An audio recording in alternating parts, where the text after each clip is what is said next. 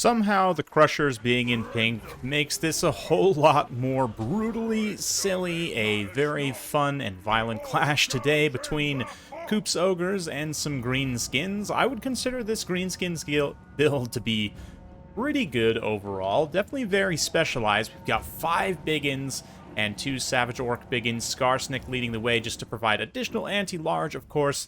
Spite of the Bad Moon does give weapon damage and extra 16 bonus versus large in an AoE. Fermented Fungi, of course, very strong as well for the melee defense and Rampage. We've also got a Giant River Troll Hag, just Spirit Leech here, it looks like. And Mither, did she even bring the Breath Attack? No, I think against Ogres kind of makes sense. She is slow enough that she can have a hard time staying out in front. Anyway, rest of the build here, we've got the Broken Tusk Mob and some auxiliaries, Wolf Rider Archers and Spider Rider Archers for Coop's Ogres. He's got the Slaughtermaster of the Great Maw here, some Bulls with Iron Fists, and some Gnoblars as well. Got some Crushers with Great Weapons, of course, 2 of them, Gnoblar Trappers, 3 of them as well.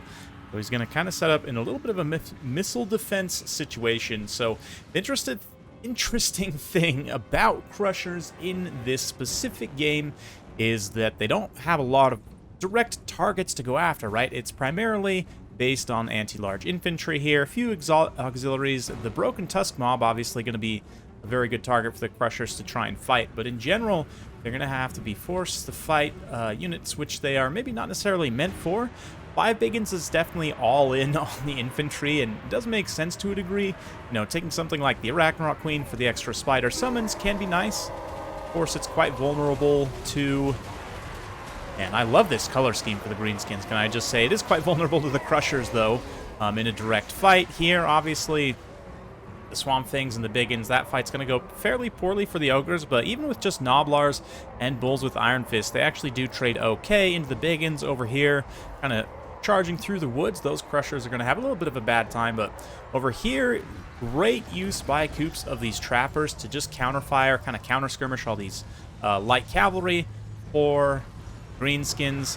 Broken Tusk Mob are going to drop a charge directly in, but they leave themselves open to a direct counter charge from the Crushers here, of course. They're going to be charging through the Gnoblars, so it's a little bit of a weird engagement, but still, the Greenskins player are going to leave the Forest Goblin Spiders and the Wolf Riders to fight here and actually cut away with the Broken Tusk Mob, try and get back and shut down these Powder Guts. Powder Guts, though, do have an ability, which means as soon as they start losing, they're going to get a huge stat buff, which tends to turn the engagement around for while it's active. Yeah, adaptive tactics there. Hasn't quite popped off yet. They might just win outright because the Broken Tusk Mob didn't get that great of a charge, but the victorious Biggins and Trolls in the center, Skarsnik charging up through, just shanks one of the... Oh man, he turns around like, who did that?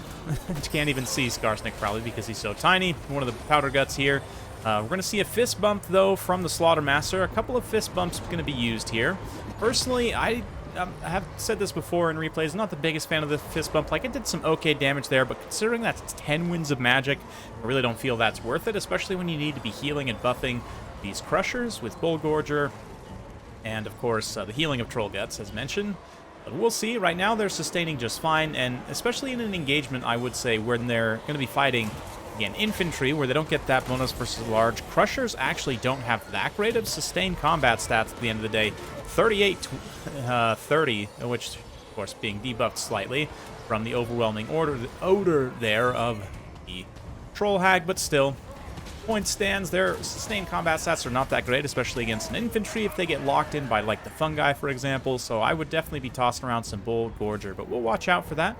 Try and keep these Crushers' stats open as much as possible, but yeah, the Wolf Rider Archers kind of cut away, try to kite away a little bit here. The River Troll Hag gets that Spite of the Bad Moon, also will help the Swamp Things and other units trade quite more effectively, but it looks like didn't quite hit them, unfortunately.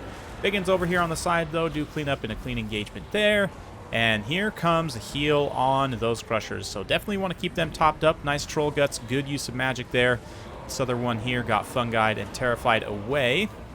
Swamp Things, of course, Regiment Renowned Trolls do cause terror. Let's zoom back in close here, though. Watch as the River Troll Hag gets away. I love, like, the, checkering on the Biggins here, in particular on their armor with the yellow color scheme. It looks quite nice.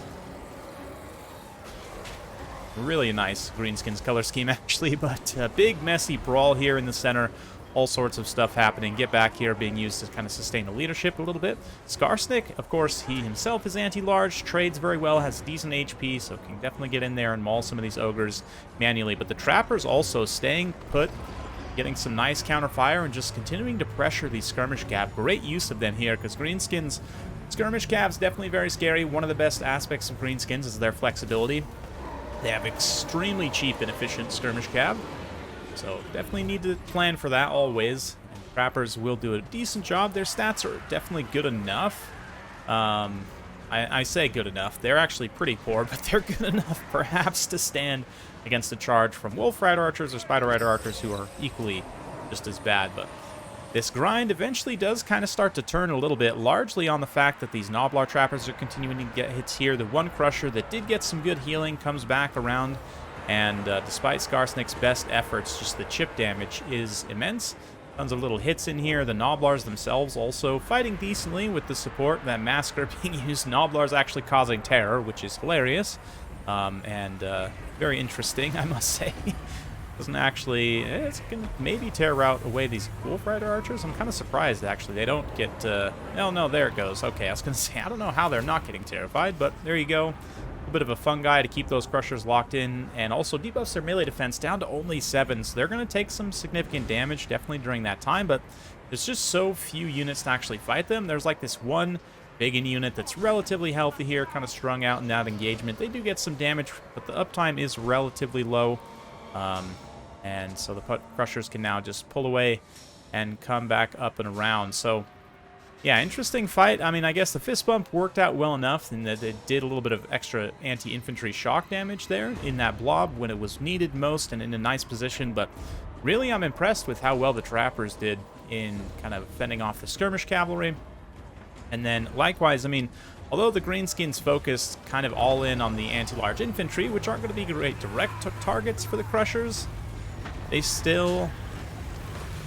their own defensive stats are not that great, right? And I don't know. We'll kind of talk about the builds a little bit in the end screen, because I am curious to see what you guys think. But I actually, from the Greenskins perspective, I think some Orc Airboys would go a long way. And also the Regiment of Renown's Wolf Rider Archers that have armor piercing could try and kite Crushers, especially since they're limited model count. And, you know, if you can chip away a model or two very quickly.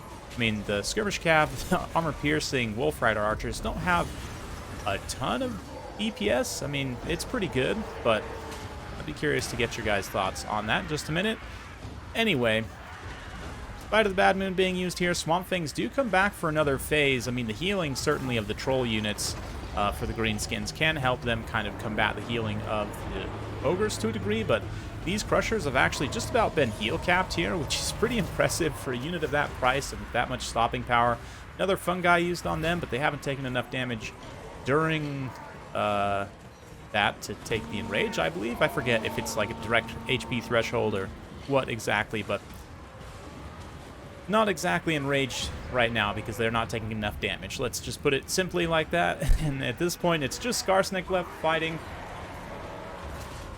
Having a generally rough time. So although this Greenskins build is pretty good, I think the main thing is kind of lacking is tactical flexibility. And like I said, although the Biggins will trade decently into Crushers, I mean, at the end of the day, one of the Crushers fails pretty badly, doesn't pay for itself. The other one gets pretty close to paying for itself and definitely sustains through the late game in terms of just having tons of HP. But great healing targets. The Powder Guts also been really a great pick in this matchup. If the Greenskins were to, again, bring something like the Queen, Powder Guts are going to be a great answer to that. Likewise, the Crushers, of course, with their anti-large damage, which trade fairly well there. But look at the value on these Trappers, man. 800, 665, 712. Great job taking out those Skirmish Cavalry and also dealing significant damage to the Biggins. I mean, it must be said, no missile block chance on Biggins. And the Trappers actually, you know, contributing quite a bit of damage directly in that fight. Likewise, Noblars, 100 kills, 462 value there. That's very impressive. I have no idea what that 100 kills was, too. Because, I mean, maybe it was like they fought some Skirmish Cavalry. But if that's 100 Biggins, like, yeah, crazy value on the Noblars. There's no way that's 100 Biggins, but very interesting. And then the Bulls themselves kind of end up being the tanks here. They don't do a whole lot, but You wouldn't expect them to against this many biggins. Again, it's a little bit all in, and the terror, you know, swamp things don't quite pay for themselves. The Savage Orc War biggins here, the ROR Broken Tusk Mob, definitely didn't do anything. The Savage Orc biggins did okay, but just, again, general kind of lacking flexibility. I would say you probably want to take some cheap goblins just to occupy Noblars. Goblins, actually, they're only 100 cost more than Noblars. They have better stats in certain ways, and especially with buffs, you can juice them up pretty well. This is actually, although I like Skarsnik here quite a bit, this is a matchup where you could maybe get away with using Wurzag to buff your entire army all at once, because the Ogres don't have that many great tools for sniping him really aggressively. Maybe you run into something like an Iron Blaster that ruins your day. But let's actually go to the build screen here and talk a little bit about this matchup from the Greenskin side. So, although, again, I really like Skarsnik, I think... yeah. I would need to play around with this a little bit myself and see, but Wurzag definitely seems like a solid option. That Bonewood Staff, giving a map-wide melee attack buff just to hit that much harder against Ogres, or get that many more hits, I should say. Extra charge bonus as well for when you are charging in. And then, of course, Fists of Gork, and here we go for more melee attack buffs. The AoE damage spells aren't going to be that great. I mean, maybe actually you could spam Gaze of Mork. It's only 4 Winds of Magic, and you can chew an Ogre model. Let's see, it's not the most armor-piercing damage in the world. Does some explosive damage as well. I don't know. Maybe we could test that out real quick. Just to, here, let's load up Glacial Lake. I'm just curious if I... Dude, I mean, I know it would kill, like, a single Ogre, but anyway. Yeah, you also have Effigy of the Git to freeze specific units in place and deal some single target damage as well if you need to. And then from there, yeah, like I was saying, these armor-piercing Missile Cav here, the Morgub's Mangy Marauders seem like a pretty solid option. Take some tactical goblins, and then,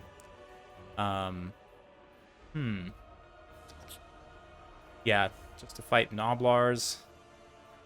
Definitely some biggins. I don't know, the Crushers are so good against your own heavy cavalry that I'm tempted to just not even take any. But at the same time, I feel like it could potentially be risky. Yeah. Get some more Skirmish Cav, just to kind of give us more flexibility. What, is 5 Skirmish Cav the limit? Something like that, 6? Yeah. And then maybe some Arrow Boys. Couple more biggins. And, I mean, if I were to properly construct this build as well, probably take Power to Wah off. Squiggly Beast, I mean, it will give you a ton of power recharge very quickly, but, I mean, recharge rate is not wildly useful. In a land battle, it can be, so maybe you actually keep those. Map-wide miscast chance, I mean, it's okay. You're going to be dealing some damage to the enemy lord, essentially, for 200 points, so maybe you keep that. But in terms of spells, we were to just go with Fists of Gork and Gaze of Mork. Maybe we leave off the Here We Go for now and just spam these two back-to-back and try and get as many procs out of Bonewood Staff as we can. Yeah, something like this. Now, freeze up a little bit. We do need some terror. Be very useful to have against the Ogres, certainly. So maybe we do include the Swamp Things here. It also gives us a little bit of poison and that overwhelming odor. And then an extra 400 points to do whatever. You know, take some Night Goblins. Maybe we take some regular Goblins. Use the Chevrons on something. You know, you can do some different things, certainly. But anyway, yeah, let me know what you guys think in the comments down below. I might try a build like this against the Ogres and just get map-wide melee attacks. If they do manage to break through, too, to your Arrow Boys with something like Ogre Bulls, I mean, or the Saber Tusk packs, oh, they're going to take damage, the Arrow Boys will, but they do have decent weapon strength. If they're getting attack buffs from Wurzag, they can probably fight back against those units reasonably well. I don't know. Let me know what you guys think in the comments down below. If you like this sort of content, be sure to like, subscribe, hit that bell notification. Every time I upload a new video, you'll be notified. Thanks again. We'll see you next time.